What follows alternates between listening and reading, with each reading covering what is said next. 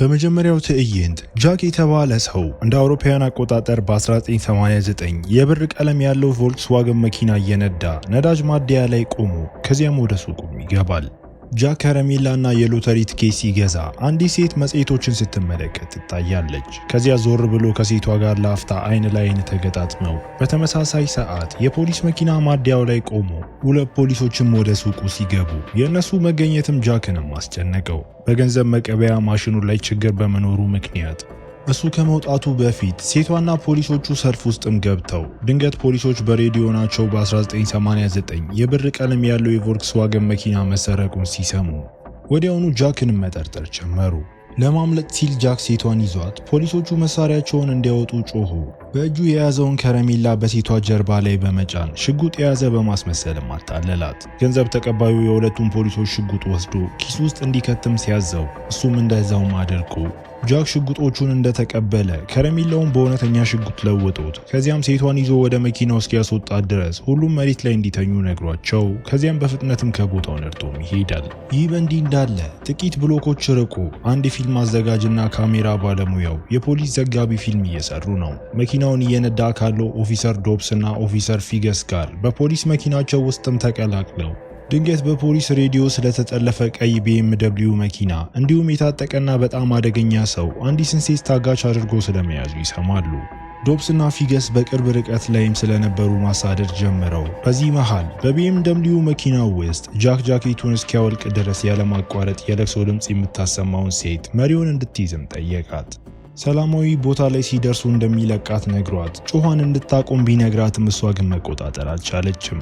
ጃክ የመኪና ሲጋራ ማቀጣጠያውን እያበራ እንዲህ ያለ መኪና እንዴት ሊኖራት እንደቻለ ሲጠይቃት እሷ አሁንም እያለቀሰች አባቷ እንደሰጣትም ተመልሳለች። ሳይታሰብ ሴቷ ድንገት ማቀጣጠያውን ከቦታው ነቅላ የጃክን አንገትም ስታቃጥለው በዚህም ጃክ እየጮህባት በአጋጣሚ ማቀጣጠያውን ወንበሩ ላይ ሲጥሉት መኪናው በጭስ መሞላት ሲጀምር በዚህ ቅጽበትም ዶብስና ፊገስም ይመለከቷቸዋል።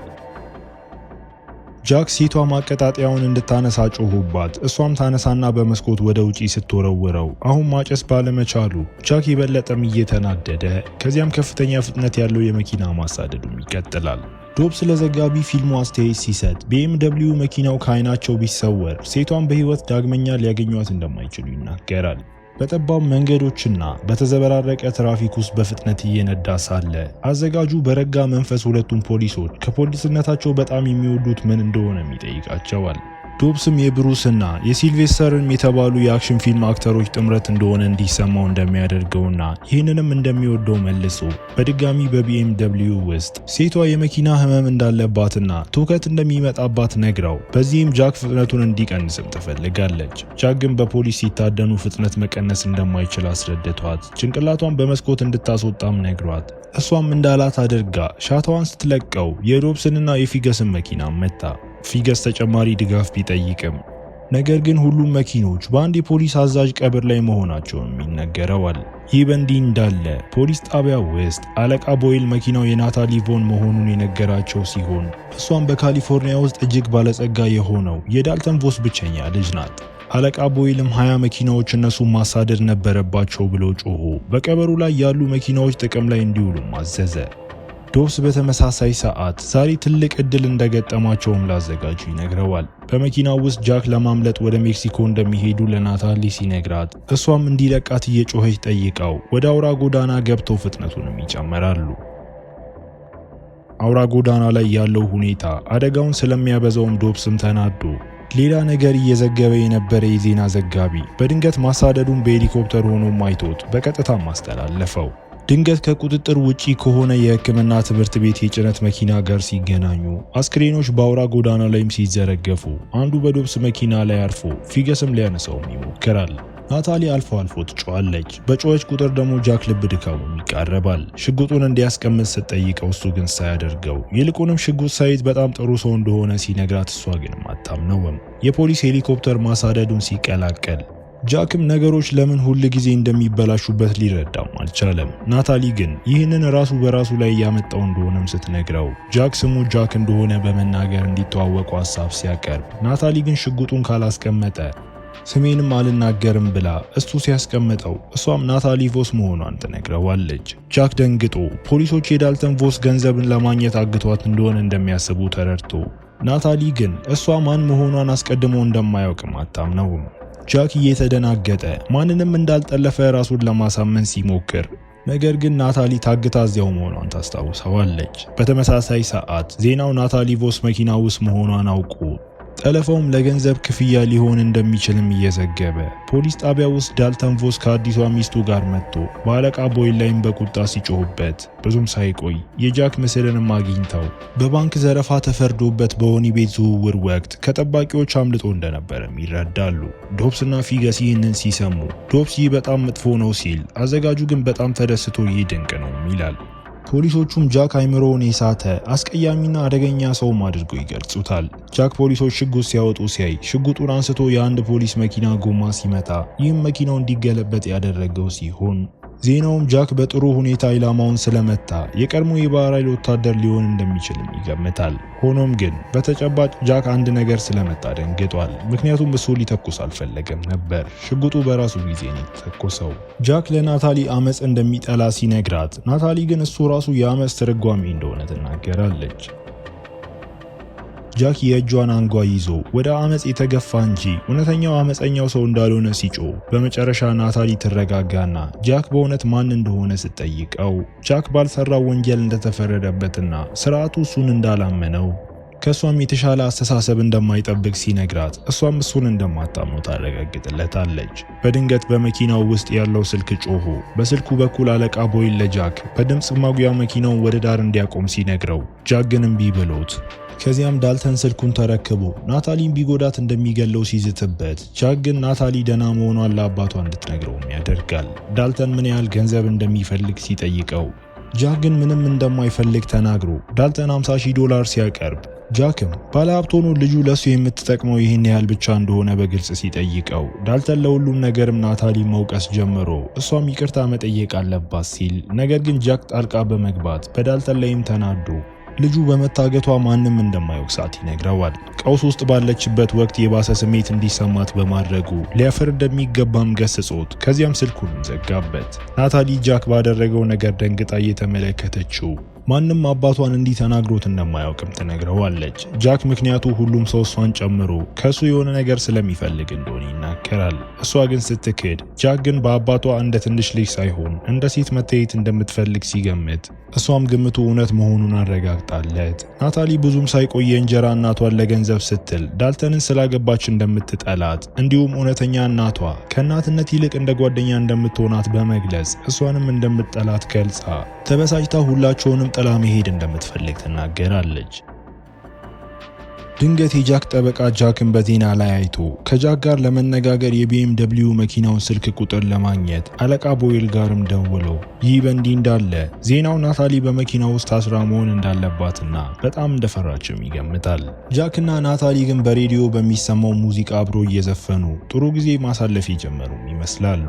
ድንገት ስልኩ የጮኸ ሲሆን የጃክ ጠበቃም አሪ ሆኖ የደወለለት እሱ ንጹህ ስለሆነ መኪናውን ካቆመ መፍትሄ ሊፈልጉ እንደሚችሉ ሲነግረው ጃክም ይህንን ማድረግ እንደማይችል ተናግሮ ነገር ግን አሪ ሁል ጊዜ ስለሚያምነው ምስጋናውን ይገልጻል። ናታሊ ሁሉንም ሰምታ ለጃክ ማዘን ጀመራ።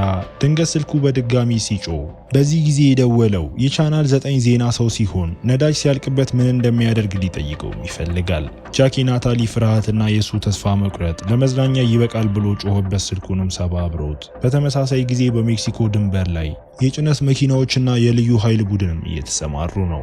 በመኪናው ውስጥ ናታሊ ማስቲካ አጋርታው ጃክ ለምን እንደሚሸሽ ስትጠይቀው ጃክ ከጥቂት ጊዜ በፊት ለልጆች ድግስ ክላውን ሆኖ ይሰራ እንደነበርም ያስረዳታል። እሱ ቤት ሆኖ ቤዝቦል እያየ ሳለ በሌላ በኩል በከተማው ውስጥ በክላውን ልብስ የለበሰ ሰውን ባንክን ዘረፈ።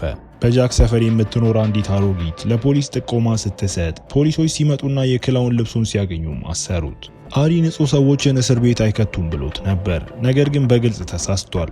ናታሊ እሱን እንደ ክላውን ሆኖ ለመገመት ስትሞክር በዚያው ቅጽበት አንድ ትልቅ መኪና ሊገጫቸውም ይሞክራል። ሆኖም ግን ሳይመታቸው አልፎ ተገልብጦ ከዚያም ጀግና ለመሆን የሞከሩት 2 አሽከርካሪዎች መኪናው ከመፈንዳቱ በፊትም በጊዜ ወጡ።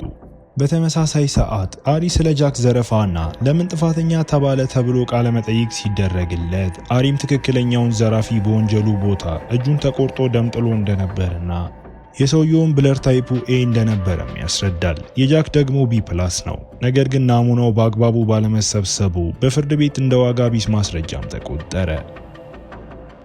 ተመልሰው ወደ መኪናው ስንሄድ ናታሊ ጃክ መቼ እንደተፈረደበት ስትጠይቀው እሱም ትናንትና እንደሆነ መልሶላት አሁን መኪና ሰርቆ የሚሸሸው ለዚህ እንደሆነና ፖሊሶች ወደ ሱቁ ሲገቡ ለምን ደንግጦ እንደያዛትም ተረድታ አሁን ታሪኩን እንደምታምንም ለጃክም ነገረችው። ይህ በእንዲህ እንዳለ ዶብ ስላዘጋጁ ሰውን የማንበብ ችሎታ እንዳለውና ወንጀል ከመፈጸሙ በፊትም ሰውን መያዝ ስለሚችል ራሱን እንደ ነብይ እንደሚያየቀባጠረ ሲነግረው ፊገስም ዶብስን እንደ እብድም ይመለከተዋል። ድንገት የዜናው መኪና የናታሊን ሁኔታ ለማየት ወደ BMW መኪናው ሲጠጋ፣ ነገር ግን አሽከርካሪው ግጭትን ለማስወገድ ድንገተኛ እንቅስቃሴ ሲያደርግ ካሜራ ሰራተኛውን በአጋጣሚ ካሜራውንም ጣለው። ቆይቶ ናታሊ ለጃክ ብዙ የፍቅር ጓደኞች እንደነበሯት ነገር ግን ሁሉም የማይረቡ ሆኖ እንደቀሩ ትነግረዋለች። ናታሊ እሷ ራሷ የማትሆን ሰው እንደሆነች ስታስብ፣ ጃክ ግን ወዲያውኑ ነዳጅ ማደያ ላይ አይን ሲገጣጠሙ አሪፍ ሴት መሆኗን ወዲያውኑ እንደተረዳ ማረጋገጠላት። ስለ መጀመሪያው ግንኙነታቸው አስተያየት ስትሰጥ ሽጉጡን በጀርባዋ ላይ ሳያስፈልግ አጥብቆ እንደጫነባትም ተነግረዋለች። ጃክ ምንም አይነት ሽጉጥ እንዳልነበር ከረሜላ ብቻ እንደነበርም አስረድቷት ከረሜላውንም ሲያነሳው ናታሊም በዚህ መሳቅ ጀመራ። ከዚያም ከረሜላውንም አብረውም ይበላሉ።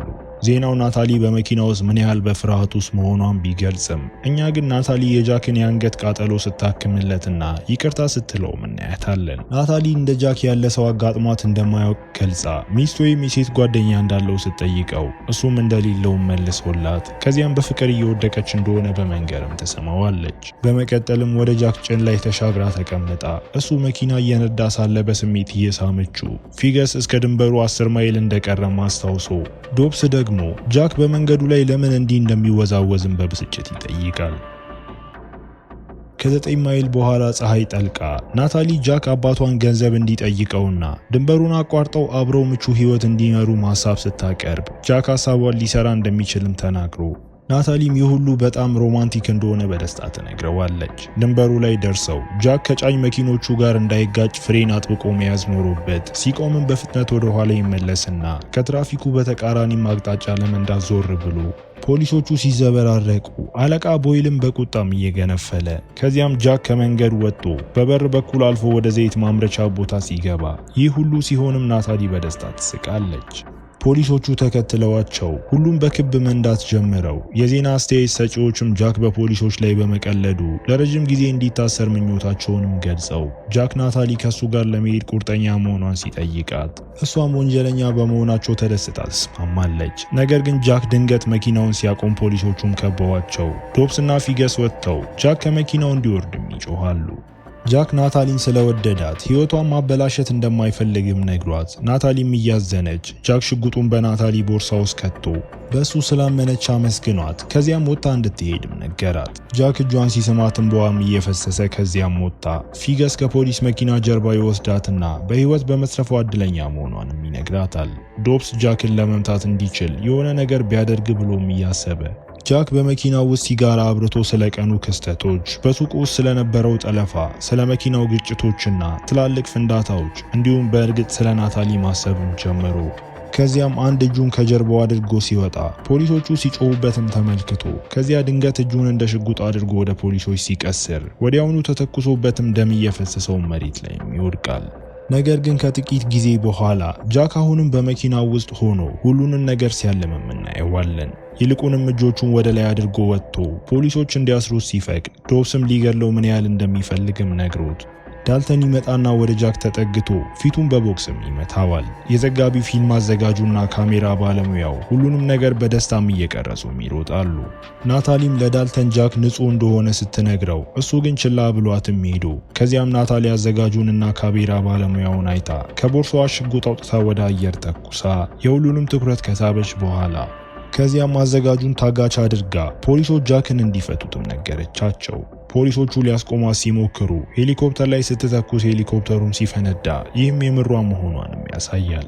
ሳይወዱ የጃክን ካቴና ፈተውት ሁለቱም ወደ ዜና ሄሊኮፕተሩ ሄደውም ጠልፈውት ዳልተን ሁለቱ ሲበሩ ሲያይ ቃል ሲያጥረው የጃክ ጠበቃ አሪም ሁሉንም ነገር በቲቪ እያየ ሲስቅም ይታያል። በመጨረሻው ትዕይንት ጃክና ናታሊ በሜክሲኮ በሚገኝ ውብ የባህር ዳርቻ ላይ ፀሐይ የሞቁ ሲሆን አብረውም ጥሩ ጊዜ እያሳለፉ እያሳየን ፊልሙ እዚህ ጋር ይጠናቀቃል። እስከ መጨረሻው አብራችሁኝ ስለነበራችሁ አመሰግናለሁ። በቀጣይ ቪዲዮ እስክንገናኝ መልካም ጊዜ